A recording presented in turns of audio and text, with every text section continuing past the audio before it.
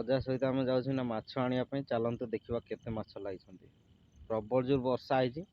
ବର୍ଷା ଦେଖିବା କେତେ ଜୋର ବଢ଼ି ଆସିଛି। ଚାଲନ୍ତୁ ମୁଁ ଆପଣମାନଙ୍କୁ ଦେଖାଉଛି କେତେ ମାଛ ଲାଗିଛନ୍ତି ମଧ୍ୟ ଆପଣମାନଙ୍କୁ ଦେଖାଉଛି। ଚାଲନ୍ତୁ ଯିବା ତାହେଲେ, ଭିଡ଼ିଓ କଣ୍ଟିନ୍ୟୁ କରନ୍ତୁ। ଦେଖନ୍ତୁ ସାଙ୍ଗମାନେ କେତେ ଜୋରରେ ବଢ଼ି ଆସିଛି। ଦେଖିପାରୁଛନ୍ତି କେତେ ଜୋରରେ ବଢ଼ି ଆସୁଛି। ଦେଖନ୍ତୁ ସବୁ ପୁରା ବୁଡ଼ିକି ଯାଉଛି। ଦେଖନ୍ତୁ ସାଙ୍ଗମାନେ ଏପଟେ ଦେଖନ୍ତୁ ମୋ ଅଜାଙ୍କର ତାଙ୍କର ଜାଆଁଳ ସବୁ ଭାଙ୍ଗି ଦେଇଛି। ଏତେ ଜୋରରେ ବଢ଼ି ଆସୁଛି। ଦେଖନ୍ତୁ କେତେ ଉପରେ ପାଣି ଯାଉଛି। ଦେଖନ୍ତୁ ଦେଖନ୍ତୁ ପୁରା ଶହେ ଆଜି ବଢ଼ି ଯାଉଛି। ସବୁ ଜାଆଁଳ କଉଣିଆ ସବୁ ଭାଙ୍ଗି ଦେଇଛି। ଅଜା ଆଜି ବହୁତ ମନ ଦୁଃଖ ହେଇଯାଇଛି, କାରଣ ତାଙ୍କର ଜାଆଁଳ କଉଣିଆ ସବୁ ଭାଙ୍ଗିଦେଲା। ଏତେ ବଢ଼ି ଆସିଲା ପାଣି ଯେ ପୁରା ଜାଆଁଳ କଉଣିଆ ସବୁ ଭାସିଗଲା। ସବୁ ବଢ଼ି ସାଇଜ୍ରେ ସବୁ ଭାସି ଯାଇଛି। ଦେଖନ୍ତୁ କେତେ ଜୋରରେ ପାଣି ଯାଉଛି। ଦେଖନ୍ତୁ ସବୁ ବୁଡ଼ିକି ପାଣି ଯାଉଛି। ପ୍ରବଳ ରେଞ୍ଜ ବର୍ଷା ହେଇଯାଇଛି।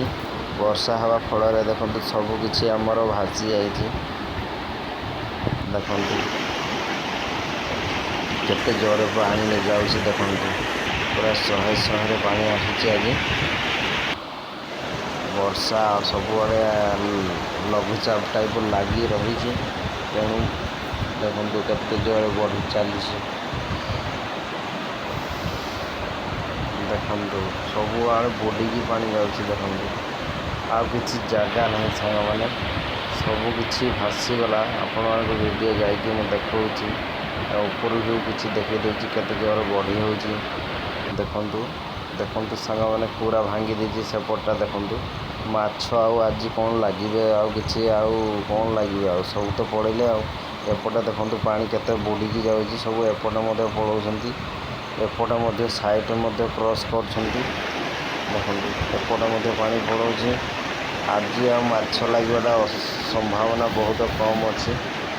ପୁରା ଭାଙ୍ଗି ଯାଇଛି ସାଙ୍ଗମାନେ। ଦେଖିପାରୁଛନ୍ତି ଯେଉଁ ଚତିରେ ପୁରା ମାନେ ପାଣି ଯାଏନି, ସେ ଚତିରେ ପୁରା ବୁଡ଼ିକି ଯାଉଛି ପାଣି। ମାନେ କେତେ ଜୋର ବଢ଼ି ଆସିଥିବ ଆପଣ ଜାଣିପାରୁଥିବେ। ଦେଖନ୍ତୁ ତଳ ସାଇଡ଼୍ ମଧ୍ୟ କେତେ ଜୋରରେ ପାଣି ଅଛି। ଦେଖନ୍ତୁ ପୁରା ଫୁଲ୍ ଅଛି। ଦେଖିପାରୁଛନ୍ତି ଦେଖନ୍ତୁ ସେପଟଟା ଟୋଟାଲ୍ ଭାଙ୍ଗି ଦେଇଛି।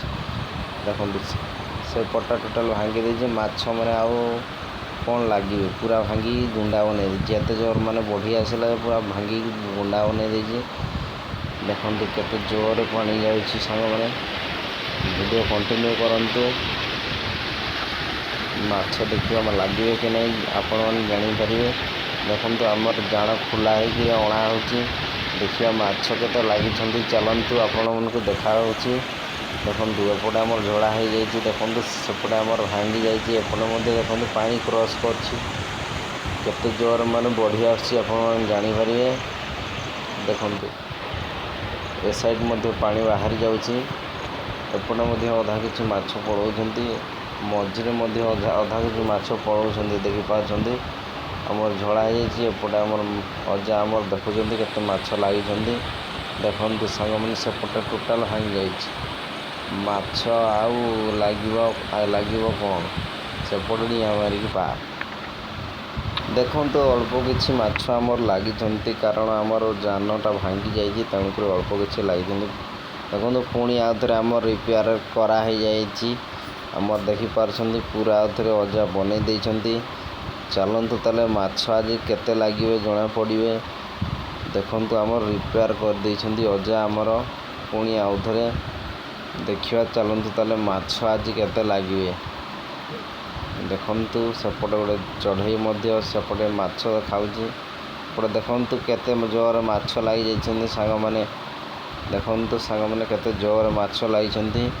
ଆମ ରିପେୟାର କରାହେଇଯାଇଥିଲା। କେତେ ଜୋର ମାଛ ଲାଗିଛନ୍ତି। ପାଖାପାଖି ଦେଖନ୍ତୁ 10 କେଜି ଉପରେ ମାଛ ଅଛନ୍ତି। ଦେଖନ୍ତୁ ଗୋଟେ ପ୍ରକାର ମାଛ ଲାଗିଛନ୍ତି। ଦେଖନ୍ତୁ ସାଙ୍ଗମାନେ ପୁରା ବୁରା ରଙ୍ଗେ ଆଣା ହେଇଛି। ଦେଖିପାରୁଛନ୍ତି ପୁରା ମାନେ ମାଛର ପୁରା ବର୍ଷା ସାଙ୍ଗମାନେ। ଦେଖିପାରୁଛନ୍ତି ମାନେ କେତେ ମାଛ ପଳେଇଥିବେ ଜାଣିପାରୁଥିବେ ଆପଣମାନେ।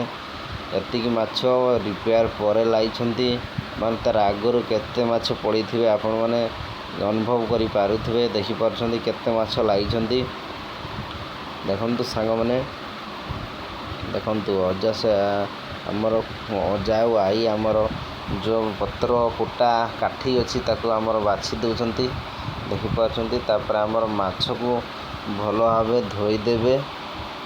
ଦେଖନ୍ତୁ ପୁରା ଯୋଉଗା ଆମର ବଡ଼ ବଡ଼ ଅଛି ସେଟାକୁ ଅଲଗା କରାହେଉଛି, ଯୋଉଗା ଛୋଟ ଅଛନ୍ତି ତାକୁ କିଛି ଅଲଗା କରାହେଉଛି। ଦେଖନ୍ତୁ ସାଙ୍ଗମାନେ କେତେ ମାଛ ଦେଖନ୍ତୁ। ଦେଖନ୍ତୁ ଆମର ଅଜା ବହୁତ ମନ ଦୁଃଖ ହେଇଯାଇଥିଲା, ପୁଣି ଆଉ ଥରେ ଆମର ଖୁସି ହେଇଯାଇଛନ୍ତି। ଦେଖନ୍ତୁ କେତେ ମାଛ ଲାଗିଛନ୍ତି।